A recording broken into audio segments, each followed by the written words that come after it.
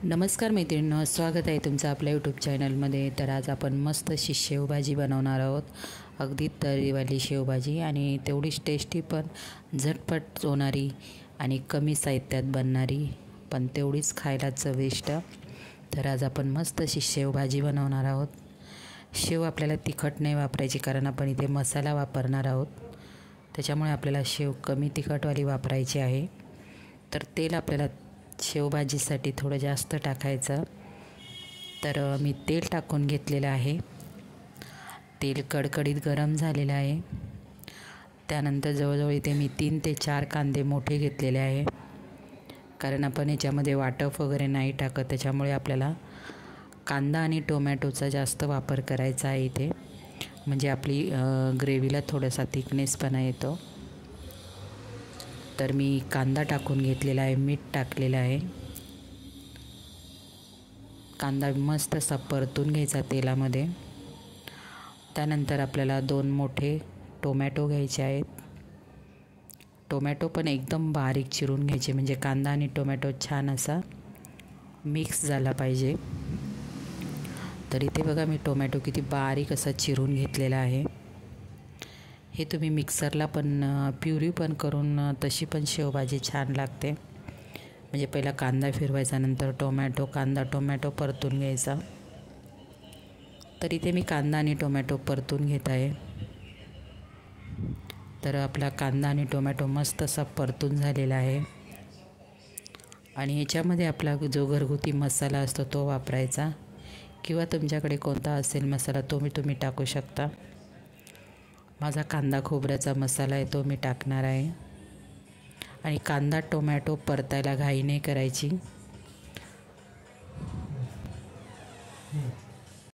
तर बघा इथे आपला कांदा टोमॅटो मस्त असा परतून झालेला आहे आणि एक साईडला मी पाणी गरम करण्यासाठी ठेवलेलं आहे। गरम पाणी टाकायचं याच्यामध्ये, म्हणजे लगेच उकळी येते आणि एकदम तरी येते त्याला। तर इथे हळद टाकून घेतलेली आहे मी, आणि आमचा जो कांदा खोबऱ्याचा मसाला आहे तो टाकला आहे। आणि शेव तिखट नाही, त्याच्यामुळे थोडासा मसाला जास्त, म्हणजे शेवभाजी कशी थोडीशी तर्री आणि थोडीशी तिखट छान लागते शेवभाजी।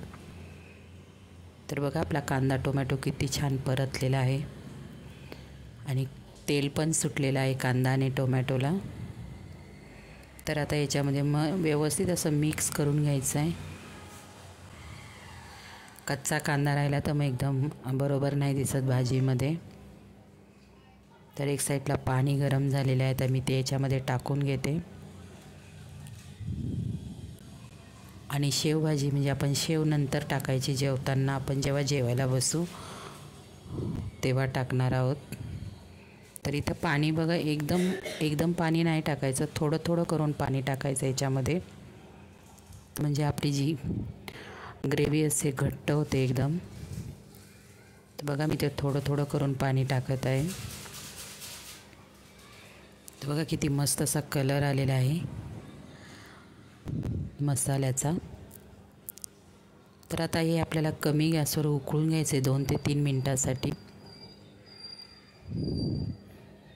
आणि शेव आपण जेव्हा जेवायला बसू तेव्हा टाकायची, आणि त्याच्यानंतर आपण वरून कोथिंबीर टाकणार आहोत। तर मस्त अशी शेवभाजी तयार होते मैत्रिणींनो।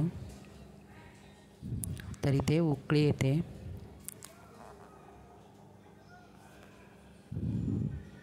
तर शेव मी नंतर टाकणार आहे। तर नक्की झटपट होणारी शेवभाजी तुम्ही पण करून बघा।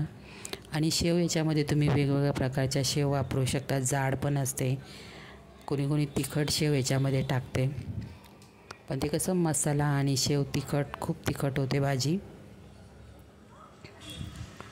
त्याच्यामुळे याच्यामध्ये साधी शेव वापरायची।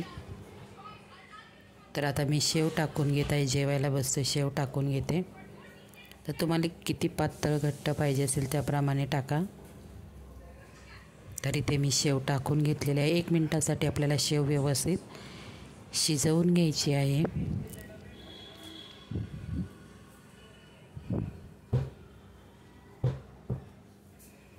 तर बघा मस्त अशी आपली शेवभाजी तयार झालेली आहे।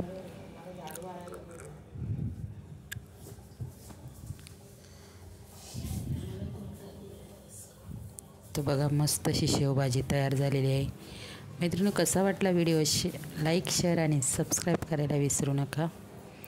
मस्त गार्निशिंगसाठी आपल्याला कोथिंबीरचा वापर करायचा आहे. तर बघा किती मस्त अशी शेवभाजी तयार झालेली. बाय.